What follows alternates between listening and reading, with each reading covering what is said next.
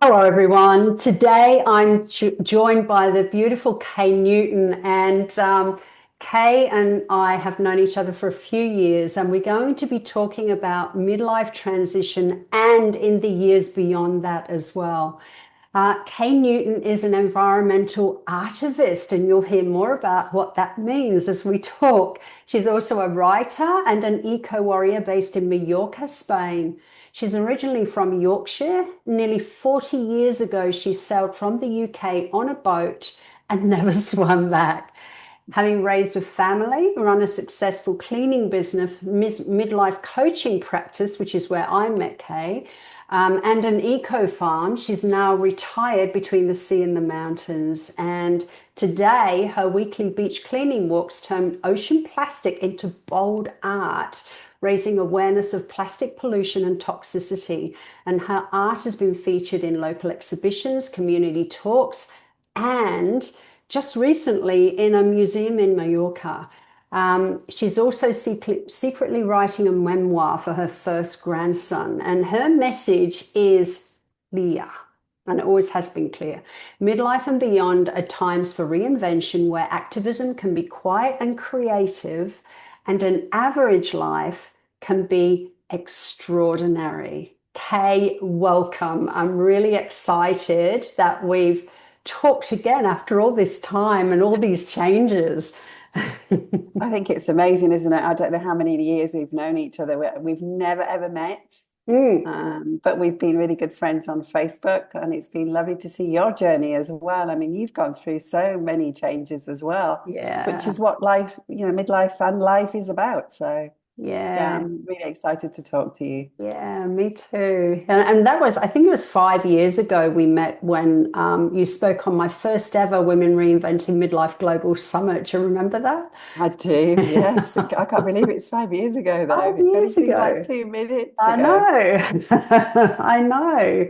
And I love that you believe that a life can be extraordinary no matter what your age. And I do too. And like you, I've been through a number of transitions since the age of 49 for me, and I'm 62 now. And I know you have as well. And I'm excited for you to share that story with our audience today. So, could you start by sharing a little from, midlife to where you are now? So that is a really deep question, isn't it? And I Mm. know we've only got 30 minutes and I could literally go off on a tangent now. Um, so you've got to think about it holistically. So you've got to think about the physical changes, the Mm. mental changes, the spirituality, everything. So huge change. Mm. So you start with the physical because that's the thing that you notice the most. So for me, I was very, very fortunate. Menopause was not very nice, Mm. but menopause was okay. And I came out the other end, not, in a completely natural way. And I think for me, that was really, really important.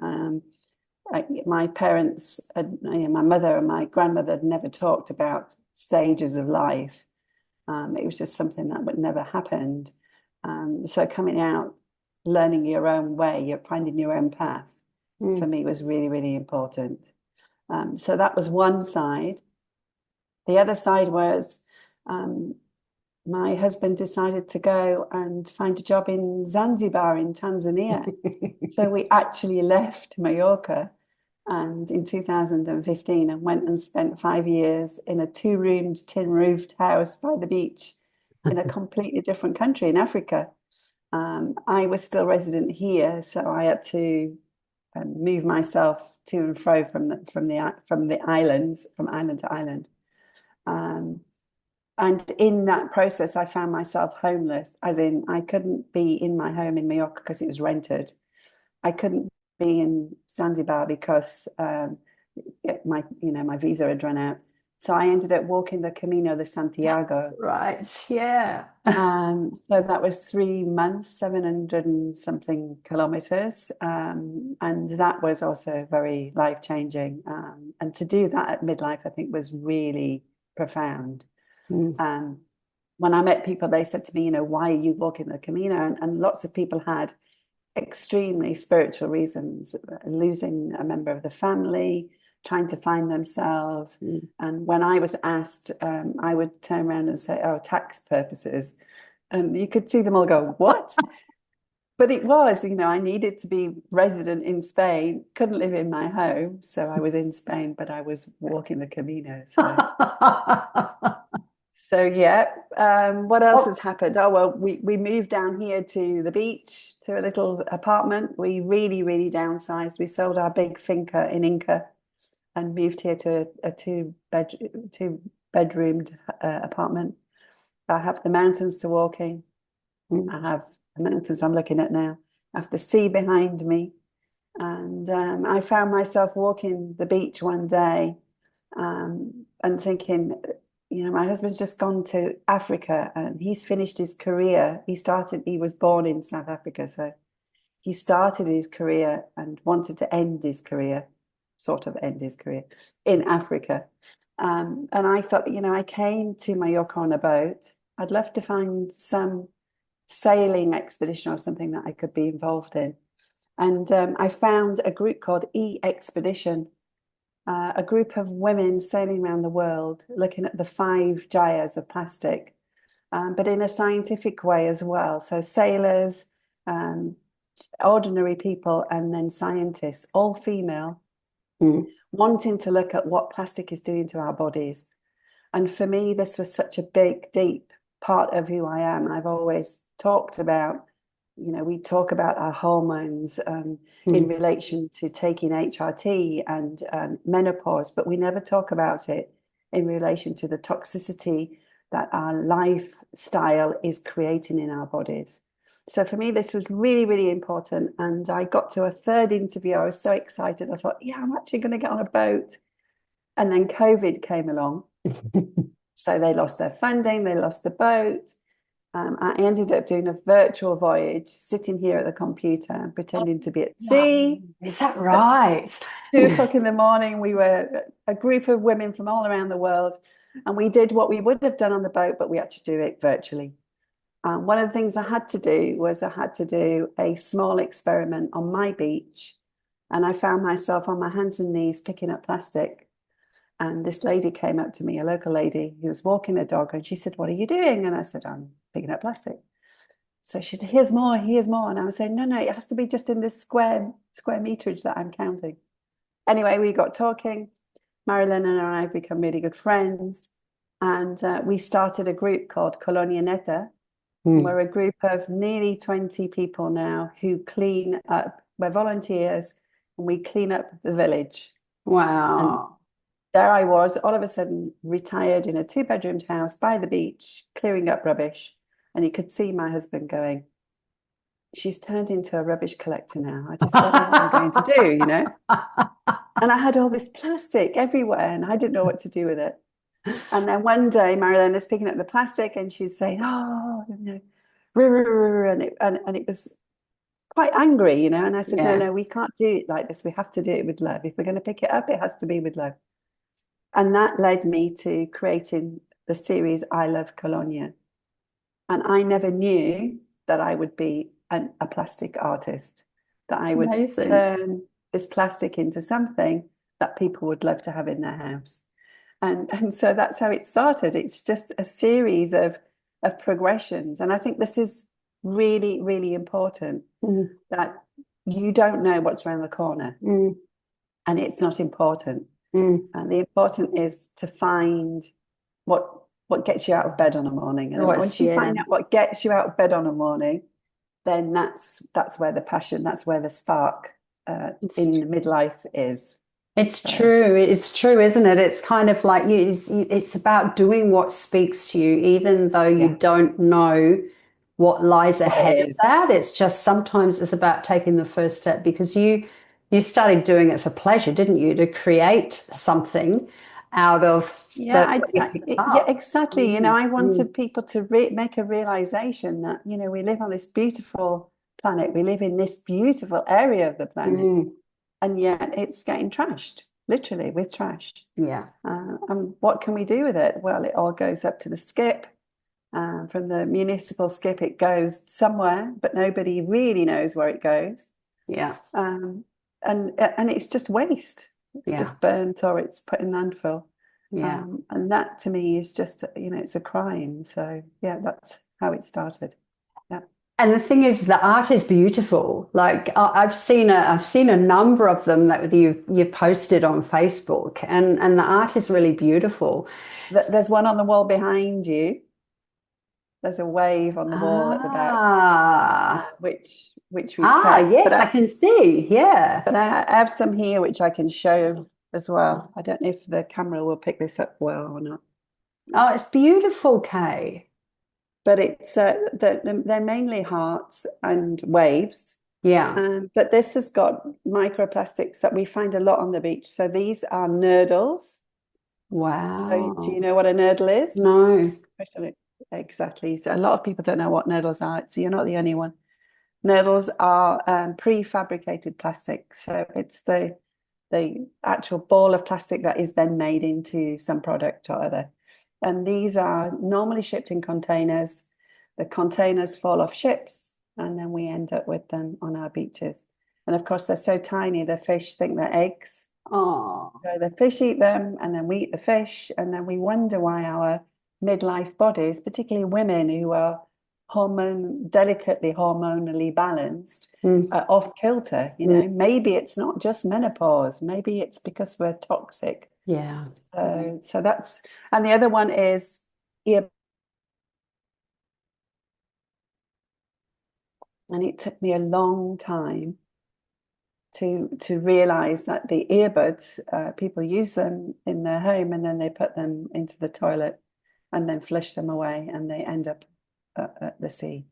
Right. Really, really shocked about We that. froze for a second then. So We that's did. earbuds. That's Yeah, earbuds. earbuds. Yeah, Yeah. wow. That's Now incredible. they're now making them again in paper, but and bamboo. But until then, we still picking up plastic on the beach. Wow. That's incredible. Yeah. It Yeah. is incredible.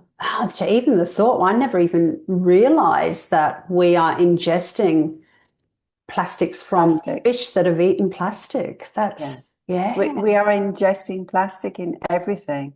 Mm, You buy veg wrapped in plastic. mm, Some of that plastic will go onto the veg. mm, And, the chances are you will ingest it in some way. We're also ingesting plastic in the air we breathe now. mm. It's that serious. So yeah, it's a, we're in a transition, a serious transition, but you can then understand why our bodies are not working the way they used to work 50 years ago Yeah. Yeah. when Yeah. plastic wasn't such an issue. Yeah. So And yeah, menopause seems to be um,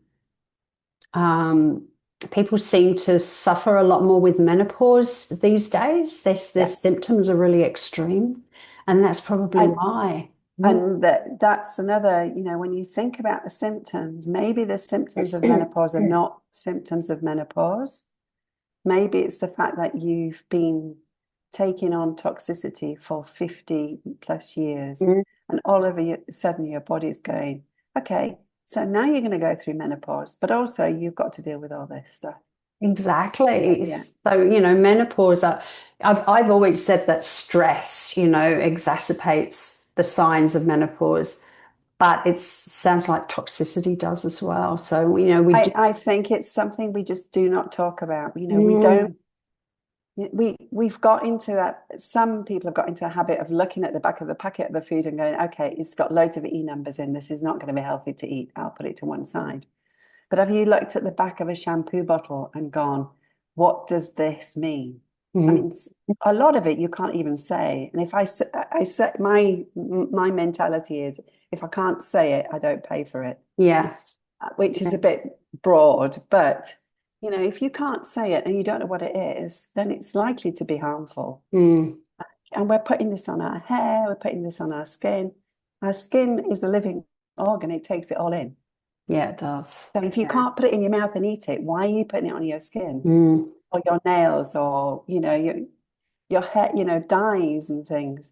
So yeah, and then of course we go into clothing, and the majority of clothing is not healthy. It's made of plastic. Yeah, So that's again, our skin's taking in this toxicity. So yeah, that's it's big, true. it's huge. Yeah, yeah. Even a natural fiber like cotton, all the dyes in it, that kind of thing, and the sprays, because they spray cotton, don't they, Yeah. with them And you've got to insecticide. be so careful Mm. with the cotton as well because of the chemical way it's made. It's not environmentally friendly, which is another avenue to go down. So yeah, but Yeah. it's a due diligence. It's doing some really serious work in order to reduce. For example, perfume is a big thing for me. Mm. Um, Perfume and parfum are completely different. Mm. They look the same when you read them. Your brain takes them in as the same, but one is natural and one is made from petrol, basically. Wow. And it, we're so used to seeing people put smells in hotels and taxis and in their homes and on themselves, and the smell itself is just as bad as smoking a cigarette. Mm. But we're just not aware. We're not led down that path. Nobody tells us. So yeah. Yeah, it's true. And of course, all this plastic normally ends up in the landfill that takes years and years and years to break down, if at all, and you're making art out of it.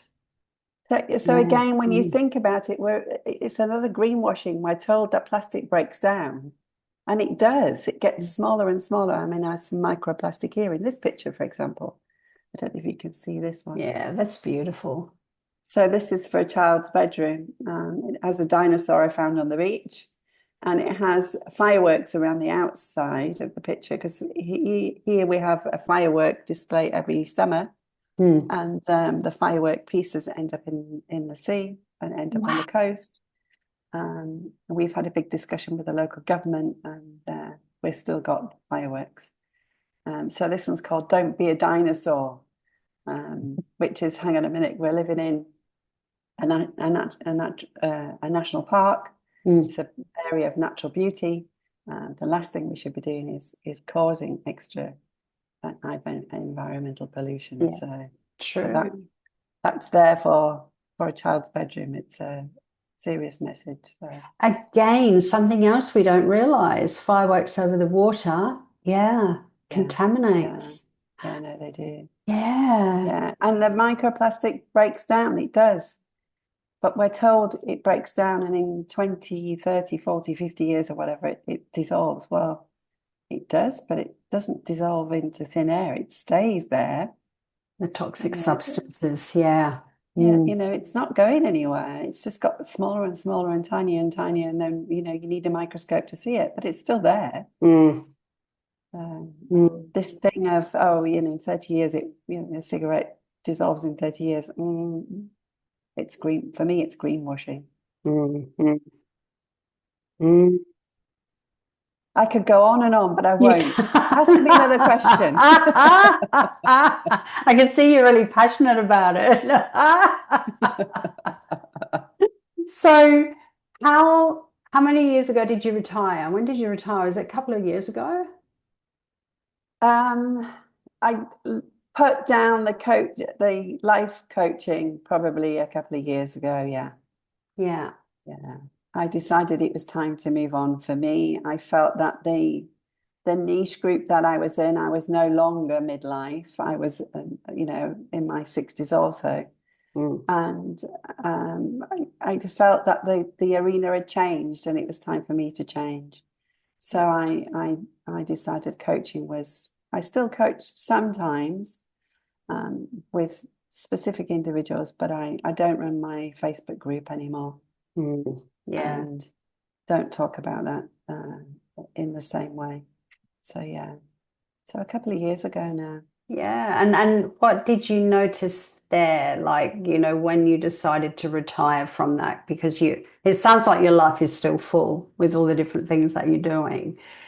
So how did you feel when you retired from that? I think there was a time when I went through, to be honest, there was a frustration time first. So during COVID, the group seemed to work really well. I was doing lives, and people really needed to meet up and talk and chat, and that felt really useful. And then after COVID, there was a change in people's attitude Yeah. to life, and I noticed there was a change in attitude towards menopause. The next generation is dealing with menopause differently than we dealt with it. Yeah. Yeah. And that's fine, but it was just that I couldn't offer anything that I felt that they needed. And it was time for me to move on, basically. So I just went, it's not working. Yeah. It's feeling frustrating. And if something's not flowing and it's feeling that way, then it's time to say, well, I need to move on. So that's what I did. And that's real wisdom, isn't it? Isn't it? Having that awareness of that you're frustrated, that it's time to change Yeah, something. It can come across as frustration, boredom, stagnant feelings, yeah, but so many people just stick with that and think, I've seen so many comments. I belong to a retirement group, and I've seen so many comments of people saying, oh, I've only got another 4 years and I really hate what I do. But if I just wait it out just that bit longer, and you just think, why? why? Why? There's so much more to life. I'm sure there's so many other things that you could do. It's that No. story of the sweet packet, isn't it? Mhm. That if you imagine a sweet packet full of sweets, and when we start our life, it's full. So Yeah. you want to eat everything, but when we get to our age, there's not much left in that packet. Mm. To be very choosy about what you're going to eat next. Mm. And I think you do. You get to a realization. You get to 60, and you go, "Hang on a minute. If I'm lucky, I might have another 20 years. If I'm lucky, I might have another, very, very lucky, I might have another 30 years, of which that is probably only going to be 20 years of really, really being able to do things. Yeah. So which sweet am I going to eat next? Which bit of the bag is going to be mine? And if you're not able to say, I'm going to have that one, Yeah.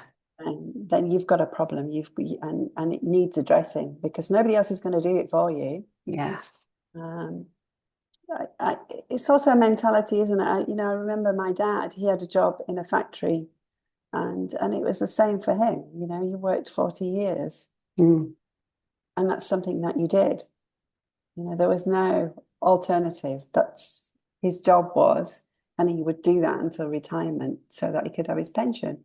Yeah.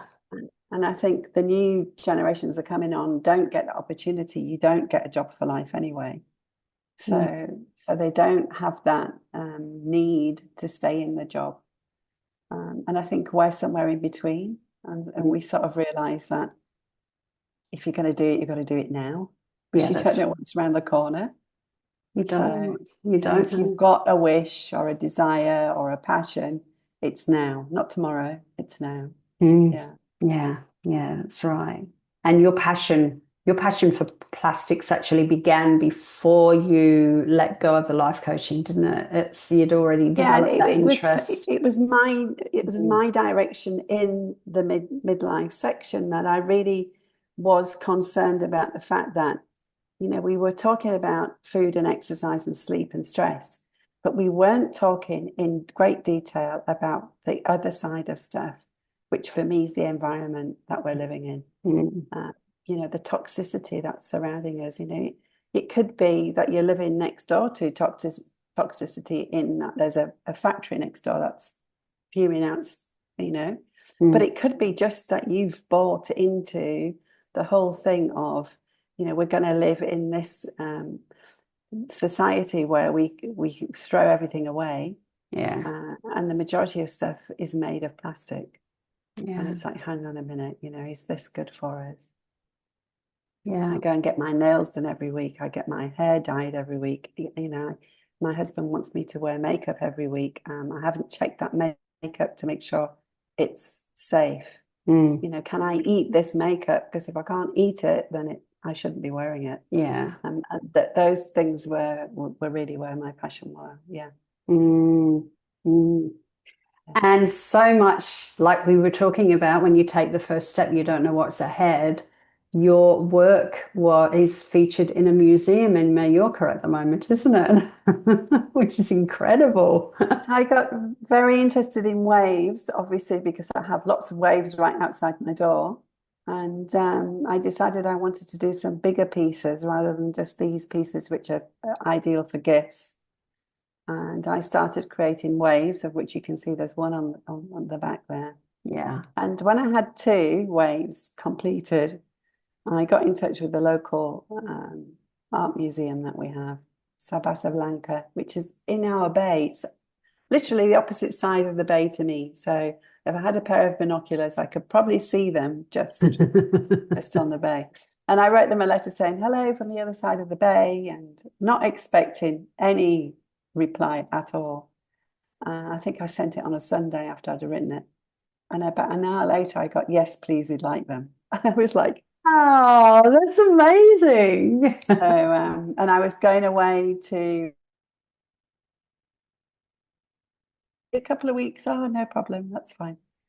And then I had to go through the whole process of creating, the information for the art itself. Why had I chosen this medium?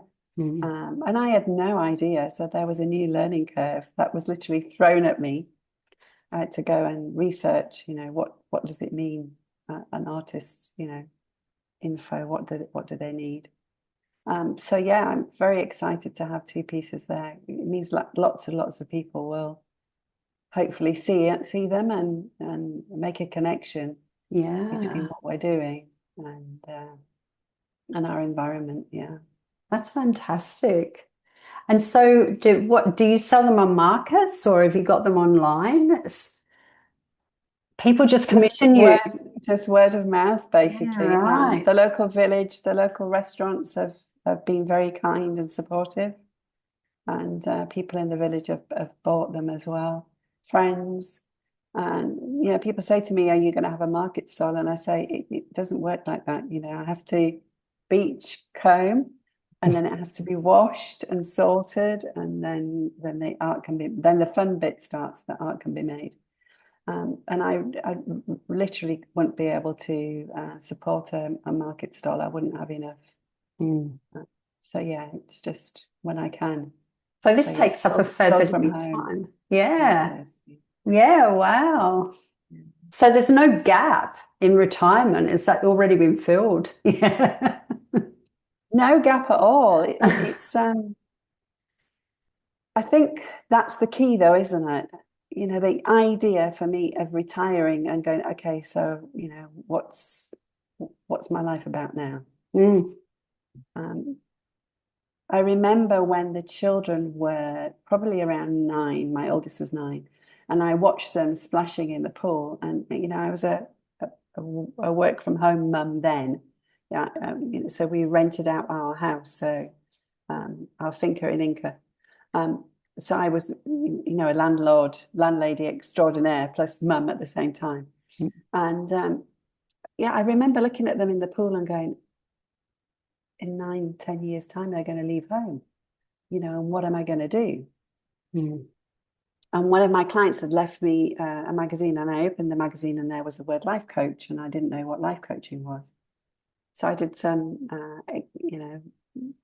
looked into it and went, I could really do this. This would be really good for me. Mm. So before the children left home, I became a life coach. I do. And I think it's the same here now. Before retirement, there's a gap, a space where we knew we were coming to live here, we were downsizing our lifestyle, and there would be a gap to do something else. Mm. And that gap filled itself naturally because of expedition, because of meeting Marilena on the beach, because of picking up plastic with her. Then it's led me to the art.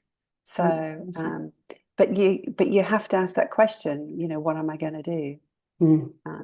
before it actually happens? I think is the key for me. Yeah, So yeah, I've yeah. got time to ease into it rather than because it's so easy when you stop to literally then have to pick up again. is really hard. Mm. But if you've already eased into something, you It's just true. find that you fill your space with that new thing. It's true, So, isn't it? It is yeah. true. And it's really about something that piques your interest, something that you're Yeah. passionate about, and being brave enough to give something a go as well, do something new. And be Mm. open to the Mm. fact that you don't know where it's going to lead, I think. Mm. Because if you'd have said to me, even just 3 years ago, oh, you're going to become an artist, I would have said, you know, me? You're talking to me. And to have interest, it's different also being an artist when it's your passion but to have an interest and a passion that people are also interested in Yeah. is really exciting. Yeah. Yeah, that is exciting. And Yeah. you've recently become a grandmother as well. In January, yeah, we became grandparents for the first time, which Wow. was, yeah, really exciting. It's so So they're special. based in the UK, so we don't see a lot of them, but yeah. Yeah. And that has led down another path. So after reading books and doing the life coaching, there's a realization for me that, if we really are going to look after our environment, it all comes back to the environment. We need to follow the Native American Indians philosophy, which is the 7 generations. When we plant something or when we pick something, it's remembering that in 7 generations' time, we want to leave something for our future. And it got me to thinking, I have stories that I know about my parents, and I have stories I know about my grandparents.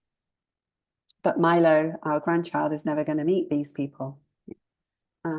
And that's 2 generations, stroke and me, that's 3 generations. And then there's my son and him, so that's the 5 generations. And it would be nice to produce something for the future that tells him and the future grandchildren a little bit about our lives, Yeah. so that they've got something to remember the stories by, not necessarily us, but we have, interesting stories of how we come to be extraordinary, ordinary human beings. So I think for me, this is another little project that I think is very important, to pass on our knowledge to people about us that Milo will have never met. So yeah. I love that. That's actually something that I've been feeling a calling to do as well, is to write a memoir. Yeah. Yeah. Yeah, for my children as well, as much as my Yeah. grandchildren, because there are Yeah. people that they never met. So Yeah. yeah, or they did meet, but they were far too little to remember them. Yeah. Exactly. Mm, And many times it's not the people, it's the story that mm, I remember my parents telling me stories. My dad particularly was one of 8 mm. children. I mean, he had a very interesting upbringing, and he's told us amazing stories. You can imagine, of one of 8, they used to get sent out with the little one in the pram. And you can imagine those old-fashioned prams, quite, Yeah, with the big springs, pulling it up the I hill remember them. and then letting go and then going, oh my God, we're not going to get there in time. And the baby in the pram going, wee. Um, and these are amazing little stories, and the vignettes, you can see them in your head, you can actually Yeah. visualize them. So it's like, yeah, this needs to be written down because that would be an interesting little snippet to pass on. So, Yeah, yeah, things that they probably wouldn't have even, in a couple of more generations, they wouldn't have even heard or seen those big old no, prams with the big no. wheels. Yeah. My first experience studying for a degree was going to a mainframe computer with cards and dashes in it. Same, same. Can you imagine, somebody who's just been born this year understanding that concept? Yeah, Yeah, and our parents went through TV and telephones, and the whole thing has moved forward so quickly Mm. that I think some of these stories are really important to write down. Yeah, it's really important to write down. And these are things that we can all do for our grandkids and our Yeah. great grandkids. And yeah, the things that we can all do. And I noticed that once I started writing, then you obviously, uh, I don't know how it works because this is a secret project. I'm telling you, but don't tell anybody else. Um, it's a secret project, so I haven't really told many people about this at all. But yet Google knows. Mm. So Google sends me things about these fascinating books that you can buy nowadays, where they can help you write your story. Isn't that amazing? So Google knows what you're thinking. It just blows me Google away. knows what I'm thinking. It's really It's scary, really scary. I've really noticed that scary. too. Yeah. So, but yeah, I mean, it doesn't have to be a hard thing. You don't have to have just a blank piece of paper or, a computer screen and go, okay, so what am I going to write? This book will, divide it up for you and, so tell me a story from when you were 10 or whatever. Oh, wow. And you can fill it in and there it's ready, to pass on. I think that's brilliant. That's a great thing to be able to get those templates because a lot of people would think, oh, I don't know, I'm not a writer, I don't know where Yeah. to start. And I write articles and blogs, that kind of thing, Yeah, and me too. in Yeah. little mini ebooks, but I've never actually written a book. So Yeah.